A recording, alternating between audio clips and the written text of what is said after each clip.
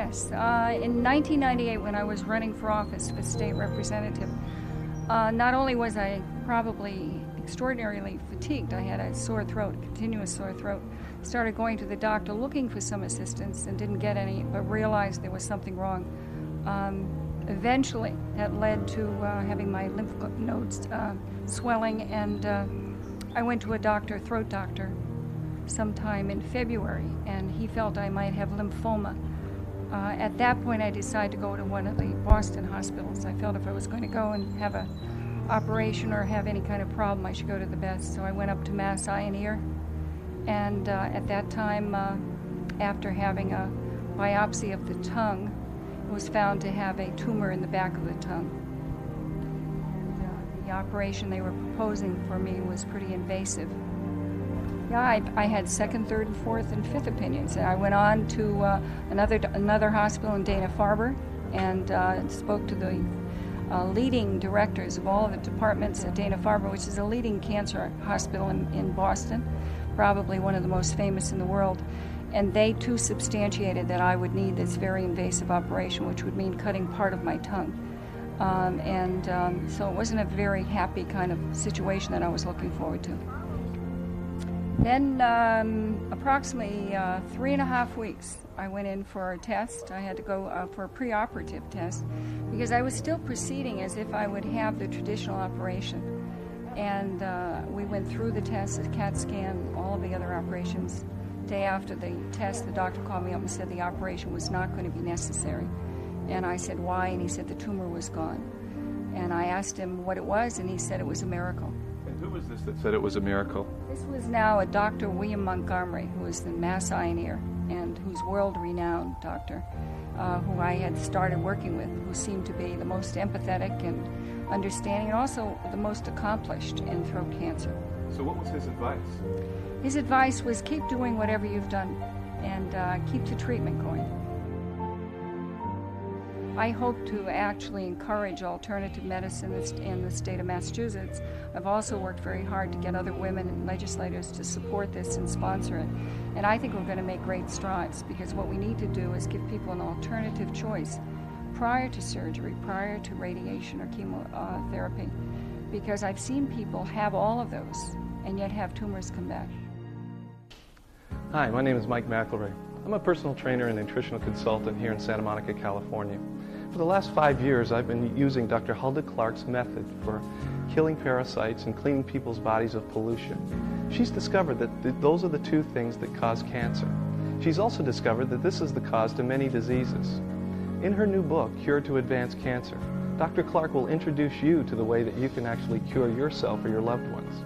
What we want you to do over this next few minutes is watch the specific doctors and scientists and patients explain to you how they cured themselves, and Dr. Clark explain the method in which she's discovered tumor formation as well as cancer. And you too will be fascinated as we were. Now with no further ado, Dr. Hulda Clark.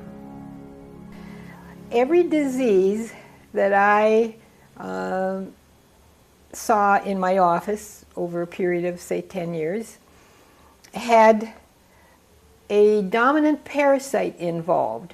Remember, I was testing everybody for a set of parasites, about 70. I list all the parasites in the book, which ones I was testing for.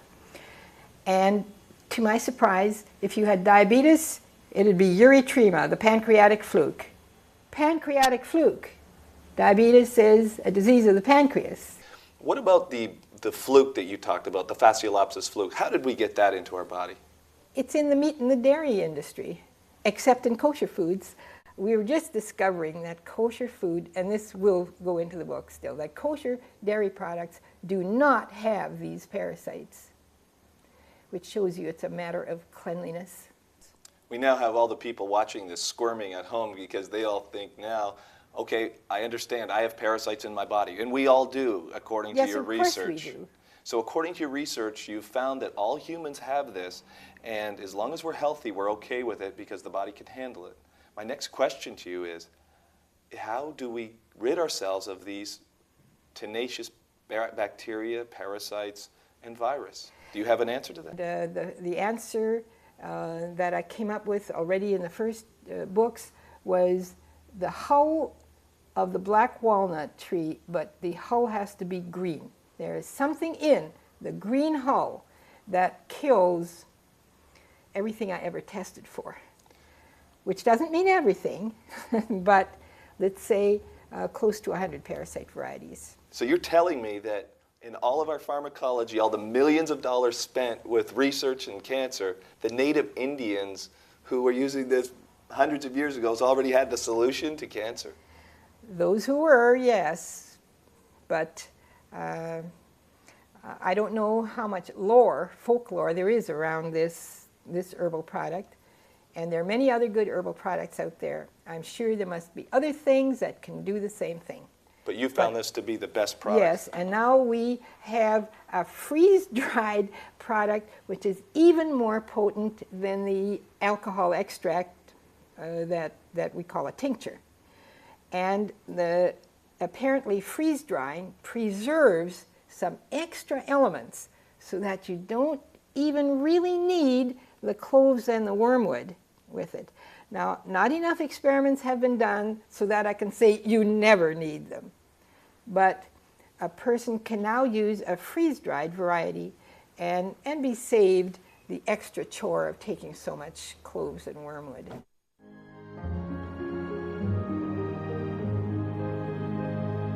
I started to be very, very interested in the relationship between parasites and the candida.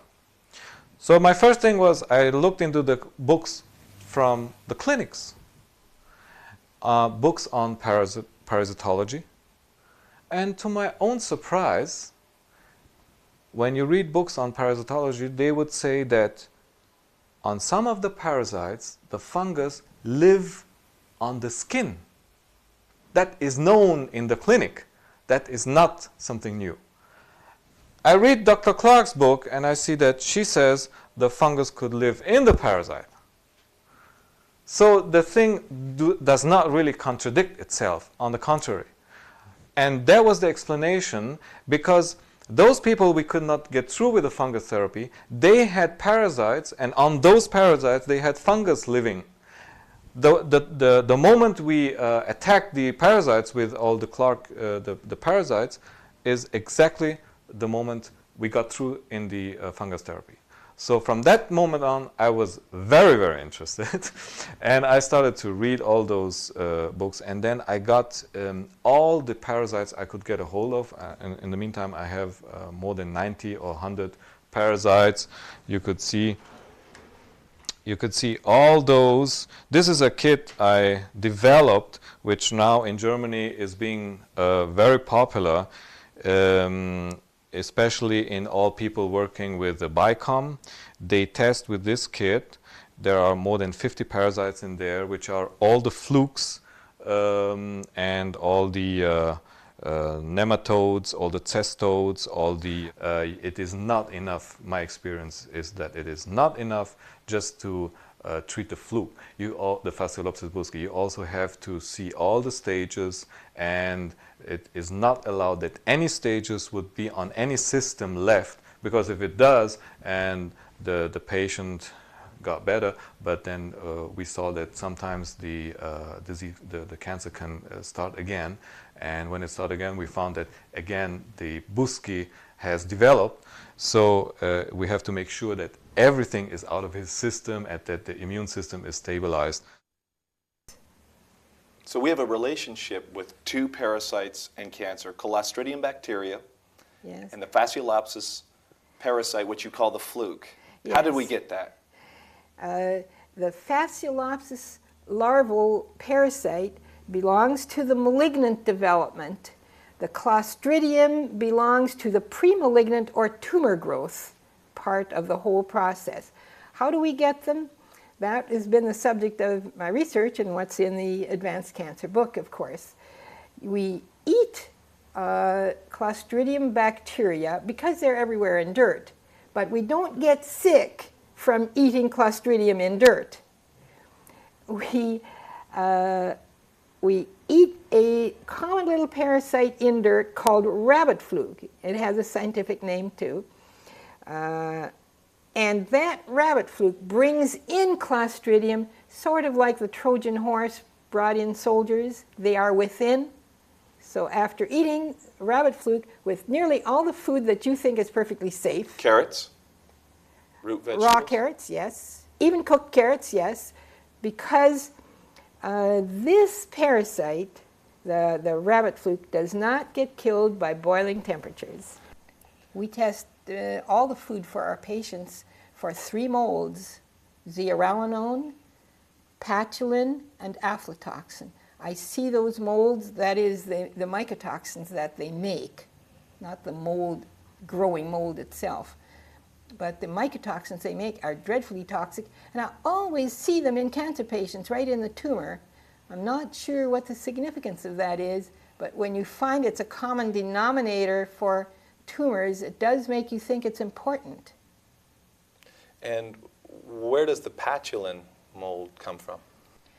Patulin is found in other fruits and plant materials too, but apples is where we get most of it. You can hardly peel an apple without seeing some mold under the peeling, and that will have patulin in it. Is that what we see in the brown spot? Yes, that's what the brown spot is. It isn't really a brown spot, it's a moldy spot. How do you suggest we prepare our fruit, and how should we eat it? Mostly don't eat it. Peel those fruits. Peel the potatoes, peel the apples, peel the pears, peel the peaches, peel everything, and then you'll be astounded at what you have been eating. What's your concern with the relationship with the pet and the sick patient? Pet dander and pet saliva and pet filth gets into everything in the room. I have tested dust from the room of a home where there was a pet, let's say just a cat, much as I love cats, or a dog, and there are ascaris eggs everywhere, and tapeworm eggs everywhere, on the tabletop, on the kitchen counter, on the chairs, anywhere you want to take a dust sample. And why wouldn't there be? Our dander is everywhere, and our germs are everywhere. Why wouldn't theirs be? And what do these 2 parasites do to the body? They are very injurious. Ascaris does some of the most damaging things to us, causes our seizures, causes our very many brain disorders. About 3 or 4 years ago, I guess it was 4 years ago, Lisa started having seizures. The seizures were, they covered pretty much a wide range of different types of seizures. They covered different areas of her body, which to the doctors basically indicated a non-epileptic seizure. She went through EEG, several different doctors. Anyways, I was referred to Dr. Clark. This is when I actually initially heard of her. And treatment she used for seizures, which was black walnut. We tried her on the black walnut after not wanting her to go on other drugs for negative side effects, and the black walnut worked, so we kept her on that. And when you start taking the black walnut, did you instantly get results? About 5 days later, my seizures stopped. I'll have one now at once, maybe every 2 months.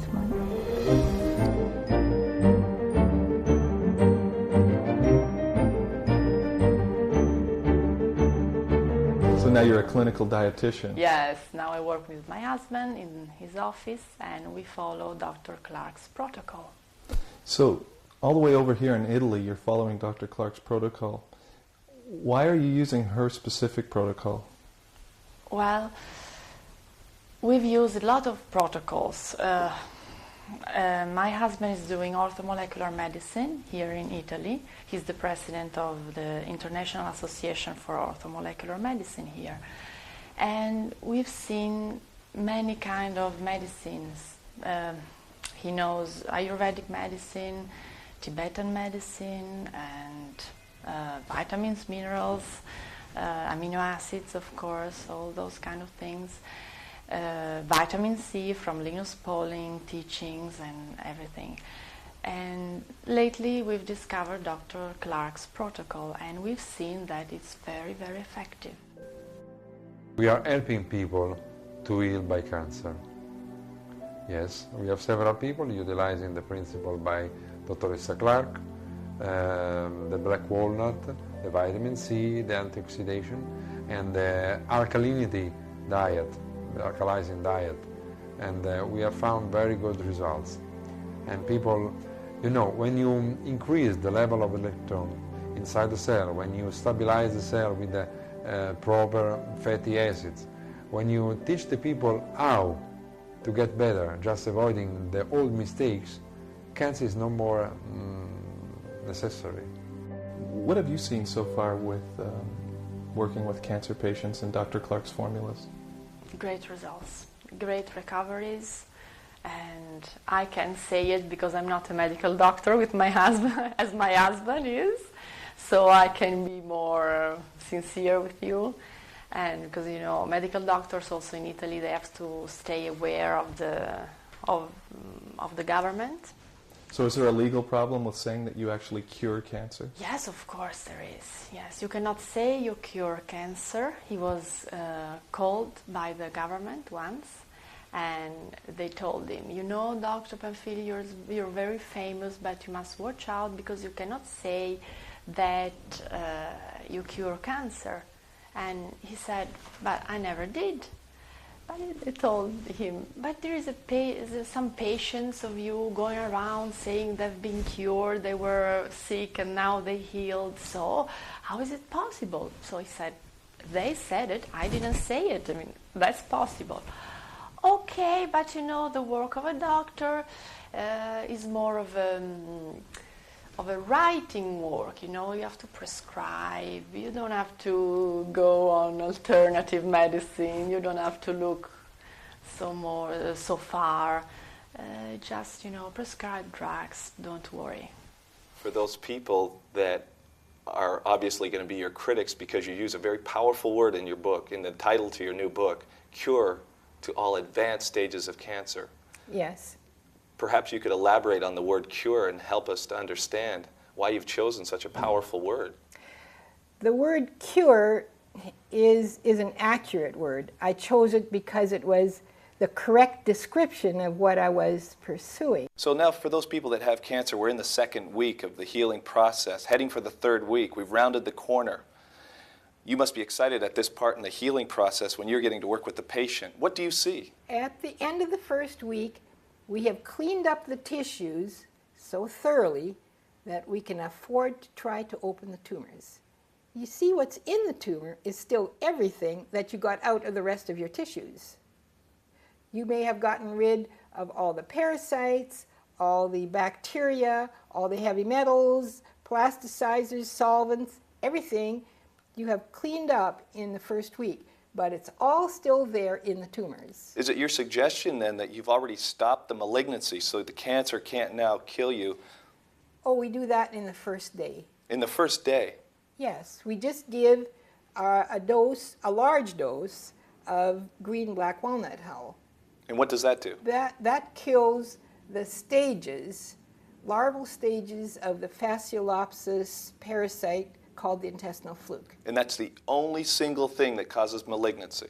That is the only thing that I have found so far over 5 years of studying possibly 2,000 to 3,000 patients. All cancer? Yes. So there may be other things, and other scientists can search for them, but I haven't found them. Why have no other researchers found this? They haven't looked. So we've stopped the malignancy, we're in the second week, and now you're attacking the tumor. What specific nutritional supplements do you like to do that with? Well, we have only found one way of reliably popping open the tumors. And of course, we didn't want to do it too soon. If the body is not ready, if the liver isn't ready to take that huge dose of aflatoxin and azo-dye that's going to come out of those tumors, you have done a lot of damage. The patient may die from the toxicity of opening the tumors. Now, these tumors were caused by the aflatoxin in the dye that we talked about earlier. And other things, right. So over a lifetime, this is accumulated and we've got tumors. Right. How it forms, I've discussed somewhat in the book. We have a fairly good insight on how it actually forms into a tumor. But regardless, once you have a toxic collection, it's like having garbage piles in your house safely closed. Now, if you need to clean up the house, are you going to just open those garbage dumps? No. that could make a much worse mess than you had before. Let's talk about the azo dye before we continue. Where do you get azo dye? Azo dyes used to be used as food colors in the past. And what products? Very many products. For instance, margarine.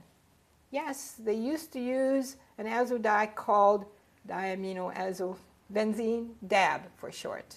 Still DAB. today? Oh, no. No. Their carcinogenic potential was recognized by the 50s and even early. And legislation was passed not allowing azo dyes in hardly any food, at least not the carcinogenic azo dyes. Some dyes are still allowed, maybe 2 or 3, in jelly beans, Jell-O, of course, candies, and many other connections. So if they outlawed it in the 50s, how are we seeing cancer today, and tumors especially today? That is a very puzzling question. It certainly puzzled me, and must puzzle anybody who is told that very fact. It comes in through pollution of the manufacturing process. A manufacturing process just cannot be that careful. Now, I believe that the actual route of pollution is regular chlorine bleach, because I find sodium hypochlorite in all foods and materials that have azo dye pollution. But we do not have the proof for that.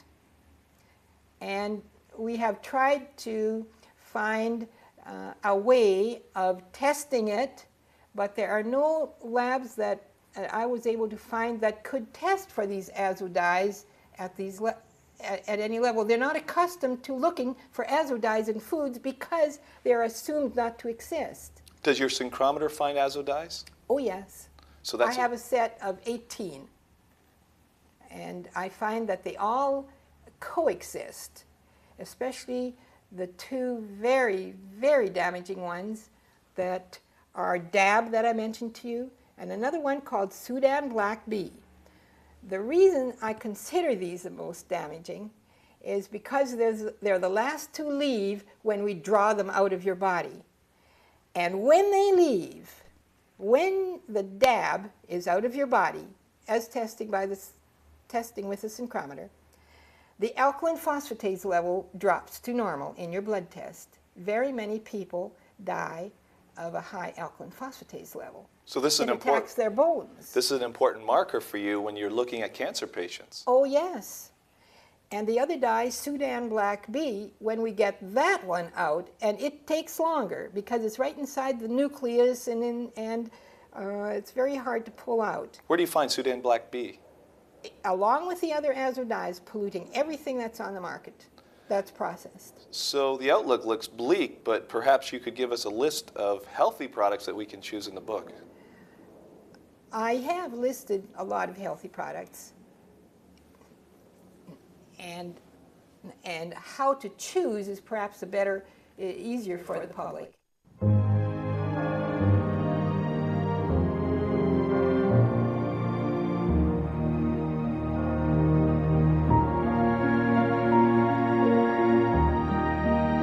Yeah, I came across Dr. Clark about 4 years ago, and I realized that it's really important that this knowledge is being used and applied so that people are really getting better. So I started the Dr. Clark Research Association, and I'm promoting Dr. Clark in seminars, in lectures, and we're also about to set up a clinic in Switzerland so that we can apply her protocol. We have, especially in Germany and in Switzerland, a lot of therapists in the alternative medical field who are using it, plus a lot of medical doctors as well. Especially in Italy, we see the trend that medical doctors are using these therapies. What kind of results are you getting with treating cancer? Since I work so closely with a lot of therapists, I can see results almost every day. Not all of them about cancer, but incredible cases like people who have only days to go